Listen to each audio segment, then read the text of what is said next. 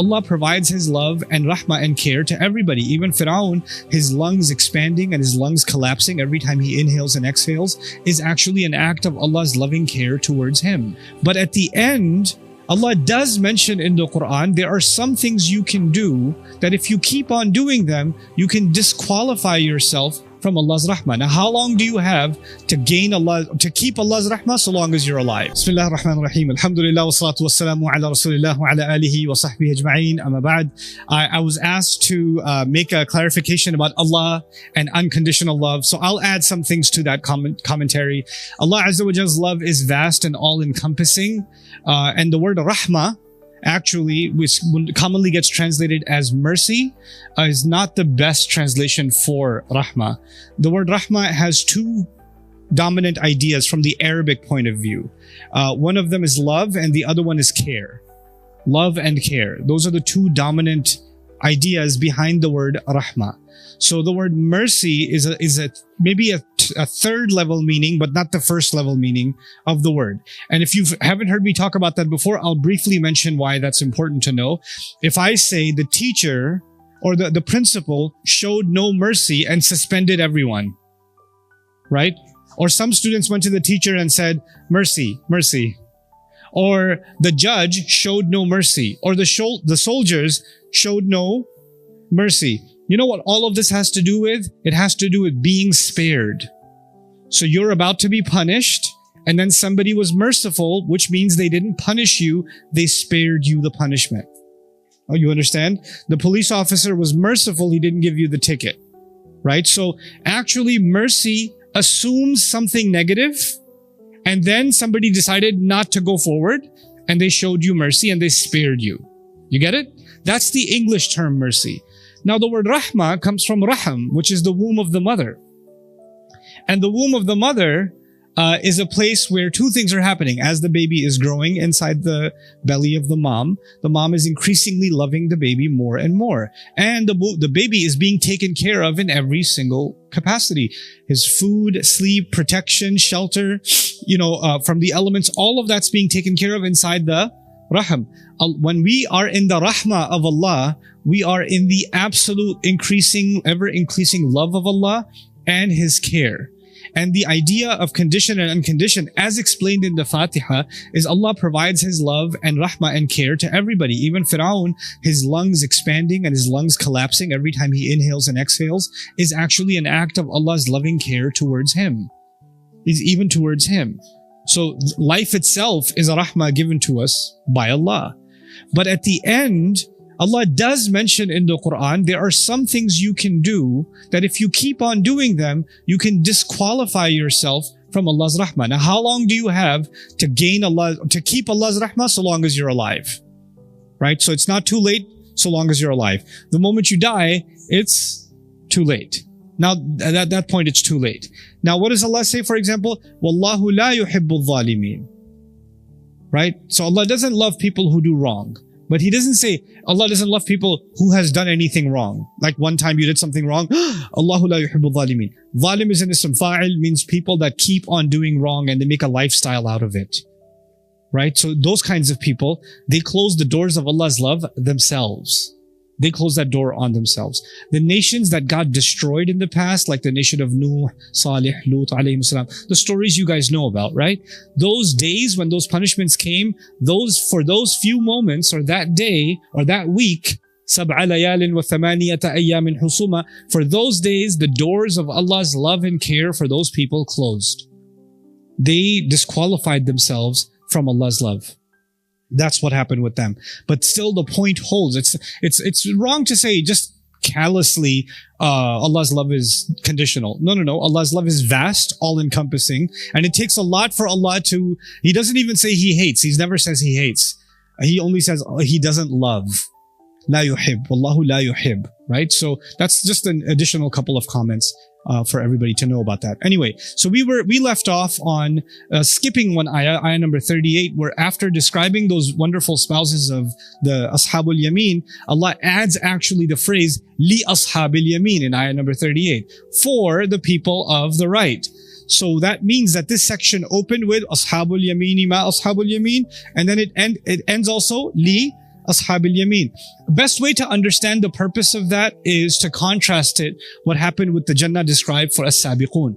When Allah mentioned the spouses of the Sabiqun and how they were, right after that He said, Jaza'an bima kanu ya'malun. This is a compensation for what they used to do. This is compensation for what they used to do.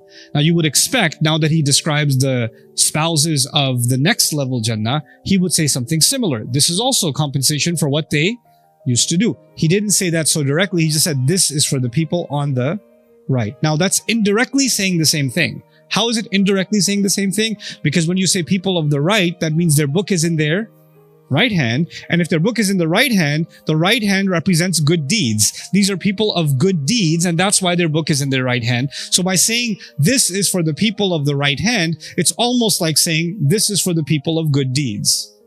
This is for the people of good deeds. So that's one way to understand that. But still, there is an important distinction. For the people of us, among the Sabiqun, Allah did conclude by commenting directly on their actions. He said, Jaza'an bima kanu ya'malun. And this is important to note because the people of Sabaq, the people that got ahead of everybody else, their actions were in fact remarkable actions. There are lots of good deeds, but then there are some super special, awesome good deeds that are above and beyond, a cut above the rest. And those have to be acknowledged especially. So they were acknowledged especially. Now, the people who got saved, they still did good, they passed. But that's more a favor from Allah than anything else, right? They did their part, and Allah in His rahmah added some bonus credit points and allowed them in. And then He gave them way more than they could ever have deserved even.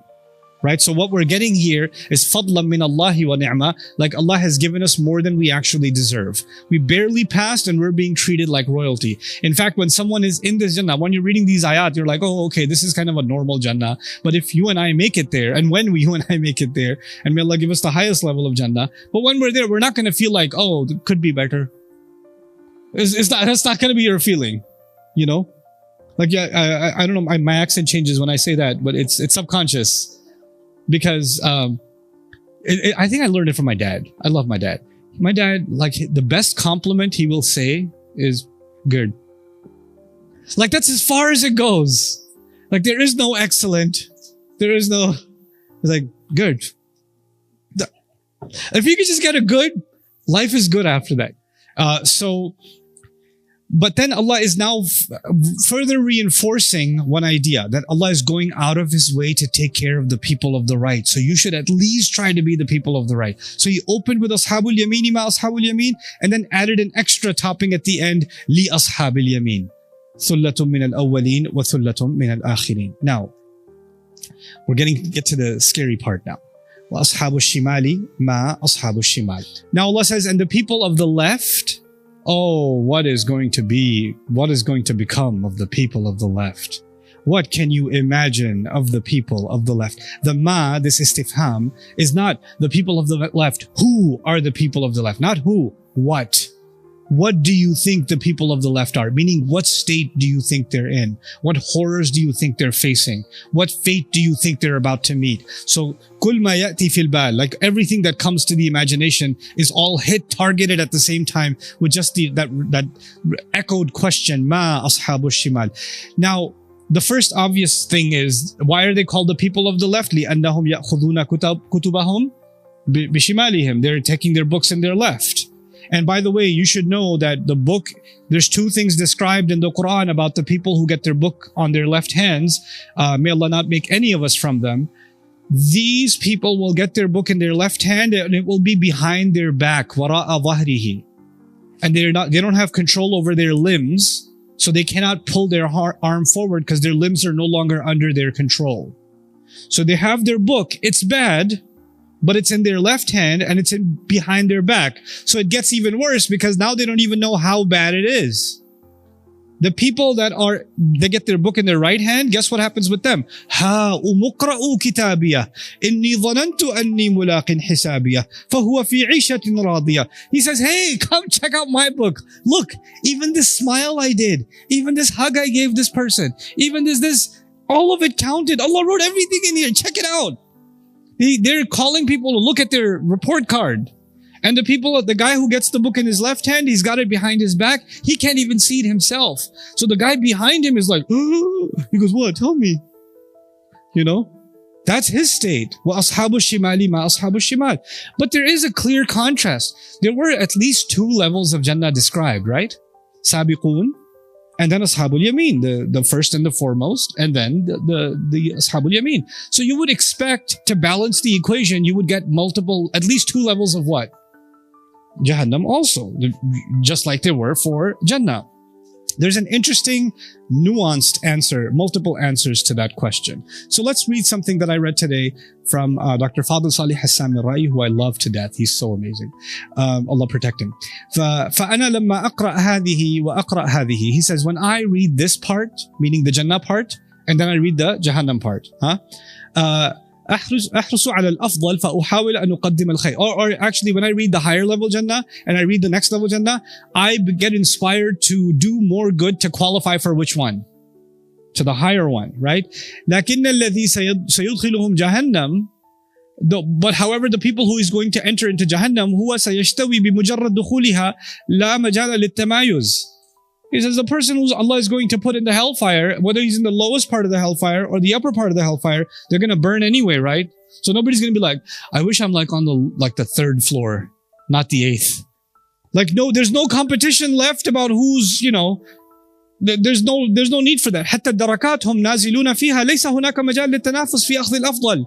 The levels that they're going to be thrown into, there's no room for any competition. I want to just be in a better level Jahannam. Like, doesn't make any sense. لما كان في الجنة مجال منافسة للأفضل كان عندنا الاثنان. That's why, because there is room for competition in Jannah, that's why there's 2 mentioned. Now, the other thing also is, are there 2 levels in Jannah or multiple levels in Jannah? There's multiple levels, but as I told you in Arabic literature, when you mention 2, what can 2 represent? Many folds, right? There's another interesting question that a sister brought up, and I think that's important to add to this discussion. If you notice in both descriptions of Jannah, before we get deep into this stuff, in the descriptions of Jannah, you notice that there was a party, there was drinks, there was water, fruit, there was gatherings, etc., which means men and women. It's everybody. Everybody's included. Like when he says sabiqun, he doesn't say the men that are sabiqun. He just says sabiqun. Ashabul Yameen is not just the men that are Ashabul Yameen, it's all Ashabul Yameen. But all of a sudden there's mention of the spouses and their females. So clearly that is exclusive for who? For men. So there seems to be a part that's common. And then towards the end, there's a part that's exclusive to men. What's interesting linguistically is there's a break between the common part and then the private part that's exclusive to men. So what happens, for example, وَفَاكِهَةٍ مِمَّا يَتَخَيَّرُونَ مَجْرُورٌ وَلَحْمِ طَيْرٍ مِمَّا يَشْتَهُونَ. Right? So it starts with أَكْوَابٍ وَأَبَارِيقَ وَكَأْسٍ مِّن مَعِينٍ. Right? And then you hear the tanween, in. And then you get to the private life, and what happens? وَحُورٌ عِينٌ. There's an inqita', there's an isti'naf, there's a separation that happens. So this is the private part. Now what happens in the second Jannah? We saw fi sidrin makhdud wa talhim mandud wa dhillin mamdud. You hear the in sounds? Wa ma'in maskoob wa fakihatin kathira la maqtu'atin wa la mamnu'a. Everything's majroor, continuing one description. And then you would have expected wa urubin atrabin if you keep the same sequence, right? But he says no. Inna ansha'nahunna insha'a faja'alnahunna abkara uruban atraba. Separating linguistically even, because that's a separate special thing that's just being described of the men. In other words, that part Allah spelled out for men, and that part Allah did not spell out for women. And as a reminder to all of you, when Allah doesn't spell something out, that actually isn't that because it's not there, but because it's beyond description. But Allah doesn't deem it fit to describe, or it is beyond words. Or there would be something wrong or something missing in describing it. In other words, had Allah described it and some woman said, that's not what I want, I don't want that, then that would become a problem. Right? She said, I lived my whole life serving my husband. I do not want a husband in Jannah. I just don't. This is the one thing, my dua is, Ya Allah, not him. I'm good. right? There are women like that. You may not know them. Don't raise your hand, please. Okay? Okay. But coming back to the description of Jahannam, look, just like passing in school, some kid got a 52, some kid got a 65, some kid got a 75, some kid got a 90. Are there ranks? Yeah. But one kid got a 48. He failed. One kid got a 42. He also failed. One kid got a 35. He also failed. One kid got a 7. He also failed. Are there rankings among the failures? No, they all failed. Whether you got a 7 or a 47, you didn't pass. It's all one level. So you see the logic of describing the levels of Jannah, but not describing the levels of Jahannam in the same way, right? Even though there are levels, there's no point in describing, by the way, this is what's going to happen on level 1. This is what's going to happen on level 2. And you're like, oh, I'm really scared of level 1, but level 2 I think should be okay. Like, that's not gonna, that doesn't make any sense. And so that's the logic behind wa ashab al-shimal ma ashab al-shimal.